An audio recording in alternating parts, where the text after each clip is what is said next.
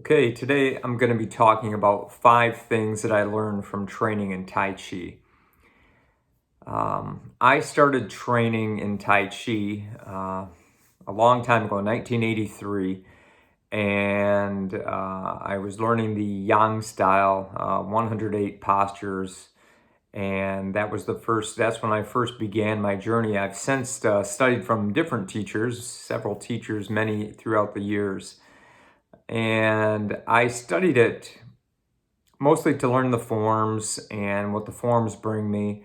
But I also studied under some traditional teachers that taught a lot of the old applications of the forms. And I never did Tai Chi for competition or like the Wushu style Tai Chi, that sort of thing. It was mostly a personal thing and traditional thing. And I learned several things from that. And, I don't really train it that much nowadays. I did for a while, mostly a long time ago, but I still do. And I still teach one or two people occasionally Tai Chi. And one of the things I learned from Tai Chi was how to relax. Relaxation in Tai Chi is key. It's a very key element. And, a lot of times I'll tell students, they'll get in a posture or whatever, and I'll say, all right, relax. And they'll say, well, I'm relaxed. And you'll see something like this. Like they'll be like this, and they'll say, like, all right, I'm relaxed. Or they'll be in a position, they'll say, I'm relaxed. And I say, all right. And then I give them specifics. And then when they learn to really relax, they look like this. Their shoulders drop and they're able to really relax. Because most of us aren't even aware of the tension that we carry around us with us, because we're so familiar with it. We have that tension with us all the time that we don't even notice it anymore. So learning how to really relax is key. In Chinese, they call it song. So song is also, it's relaxation, but it's not limpness. It's not being just limp like a noodle. It's got some sort of tension to it. You know what I mean? There's a little bit of tension to the relaxedness. It's not just totally limp. It's got a little tenseness to it, but it's very relaxed. So learning how to relax and how to relax throughout my life, not only just doing Tai Chi, was one of the things that I learned. And honestly, I'm still learning. Another thing was how to get in tune with my body. There's doing Tai Chi movements, and then there's feeling the Tai Chi, while you're doing it. And awareness of my body, was something that I learned. Being present, being in that moment and not thinking about anything other than what I'm doing, and the awareness of what my body's doing and feeling that. And then in push hands type practice or things with partners, learning to feel their movement. Almost before they even initiate it, you can feel the intention to move if you're sensitive enough when you're touching someone. And this isn't something that's really hokey. Like people do it in jiu-jitsu, you'll see it in striking, people who slip a punch, but they're so sensitive to things that they can do it almost before it happens.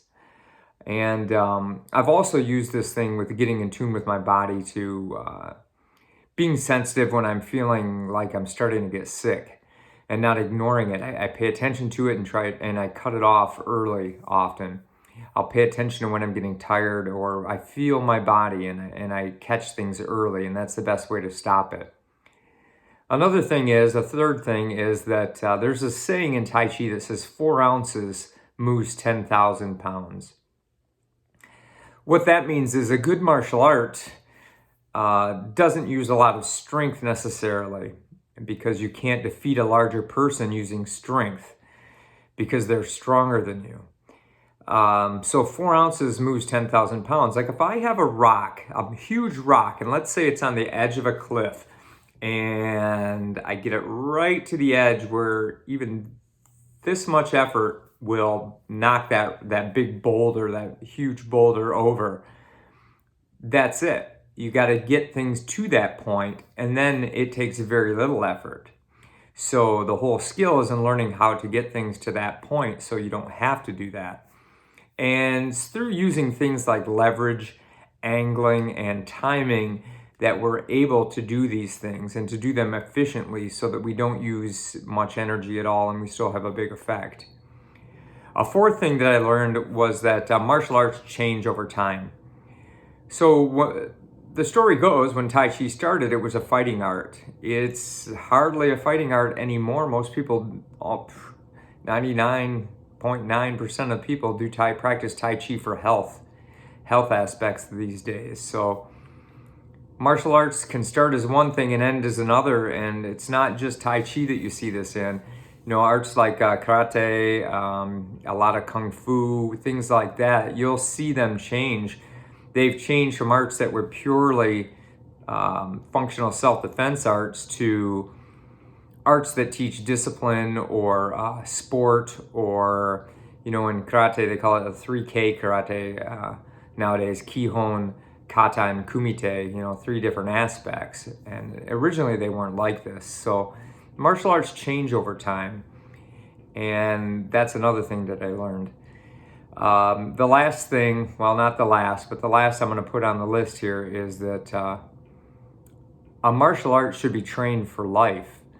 So, sports, especially in the West, they have a limited lifespan. If you're a gymnast, how long are you going to be competitive? Not very. Or even like MMA fighters or whatever. You're not going to be competitive as you age. And if you are, you're going to be in your age division. But a martial art, a traditional martial art, the way I look at it, should be able to be practiced for life. Because it not only teaches us fighting and self-defense, but it keeps us healthy, and it teaches us many other things, and it keeps us centered. So your martial art can change over time. Maybe competition when you're young is a very important thing.